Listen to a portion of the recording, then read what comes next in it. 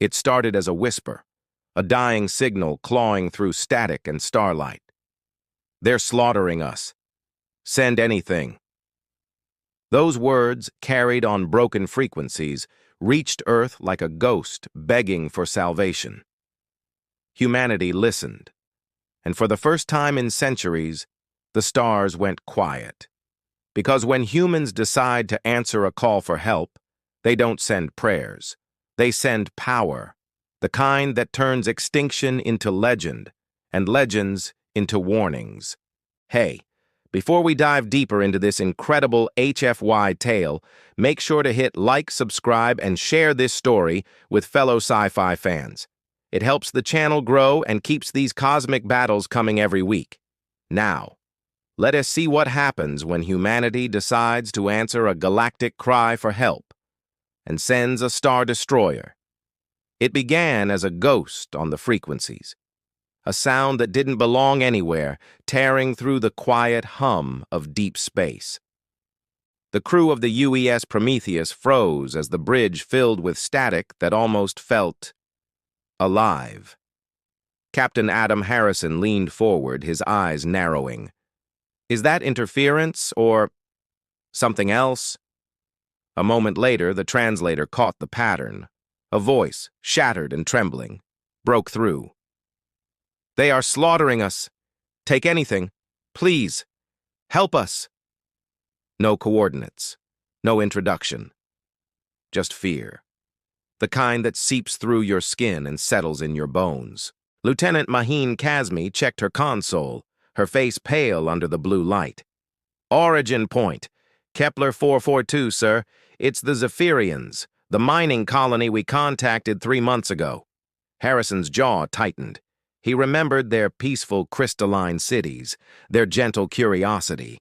Humanity had seen in them a reflection of what it wanted to become. Builders, not destroyers. Now they were begging for help. He stood, voice steady but heavy.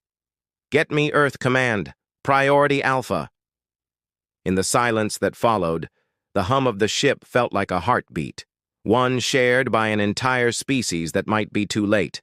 The holographic face of Admiral Chen flickered into view, sharp and weathered by decades of duty. "Captain Harrison," she began, voice firm, "Kepler 442 is outside our operational jurisdiction. Stand down and return to standard patrol." Harrison didn't blink. "With all due respect, Admiral, extinction doesn't care about jurisdiction." For a moment, silence. You could almost hear the universe holding its breath. Maheen watched her captain, that familiar fire lighting behind his calm eyes. He stepped closer to the hologram. "They asked for help. If we ignore them, then everything we claim to stand for means nothing." Chen's voice dropped low. "You're a science ship, not a war fleet. You'd be flying into annihilation." Harrison looked around his bridge. Engineers, officers, explorers, all staring back with the same unspoken resolve. "Then we'll improvise," he said. "Maybe it's time the galaxy learned what that word means." For the first time, the Admiral's stern mask cracked. A faint smile tugged at her lips. "You always were a stubborn bastard, Harrison. Fine. You're cleared to act, at your own discretion." The channel cut. The captain turned to his crew. "All hands. Prep for emergency warp. Set course for Kepler 442. And just like that, humanity broke its own rules. Again. When the UES Prometheus tore itself out of warp, the crew expected chaos. What they saw was worse. Kepler 442 hung before them, a dying world. Whole continents burned like paper. The Zephyrian crystal cities, once luminous across the plains, now shimmered as molten scars beneath a black sky. Lieutenant Maheen's voice trembled. "I'm reading. Multiple energy signatures, sir. Gigantic. They're not ships. They're moving fortresses."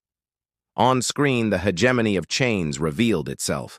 Colossal vessels, kilometers long, drifted across orbit like executioners. Beams of searing light carved through the surface below, not targeting military installations, but everything. Cities, oceans, life itself. Ensign Torres turned, his face pale. "Sir, incoming hail. The lead ship." The main display flickered.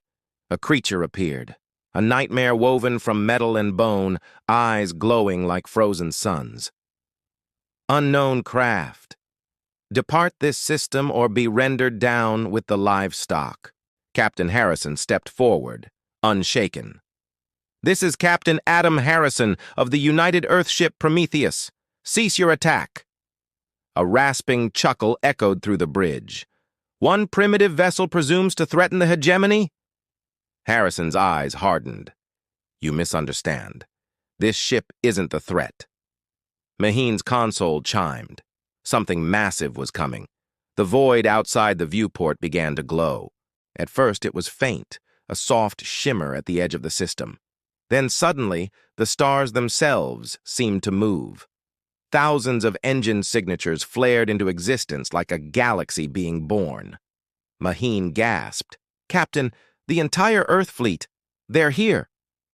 From the heart of the formation emerged a shadow so vast it dwarfed even the Hegemony's monstrous ships.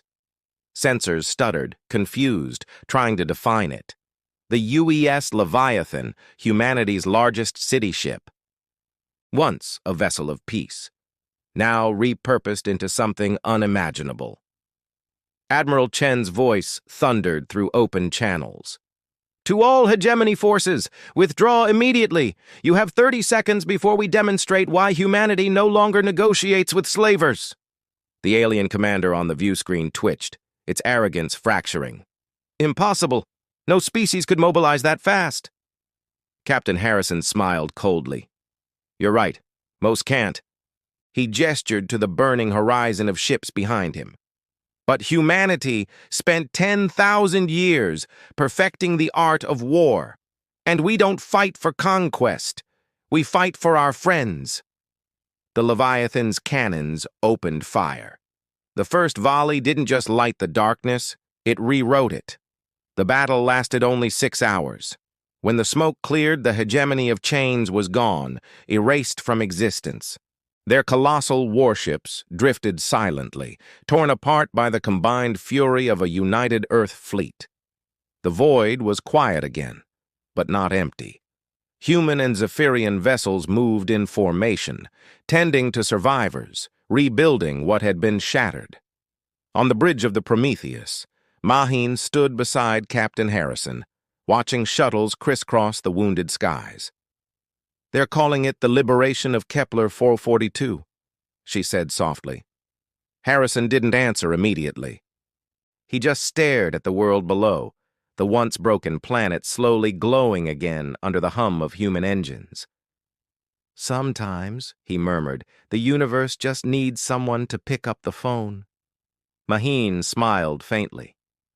"And when humanity does," he turned to her, a quiet pride in his voice. "We don't send anything, we send everything." Decades later, that phrase, "send us anything," would echo through the stars as a promise, because every species knew what came next. If humanity heard your cry, you didn't just get help. You got the storm that saved worlds and reminded the galaxy what legends were made of.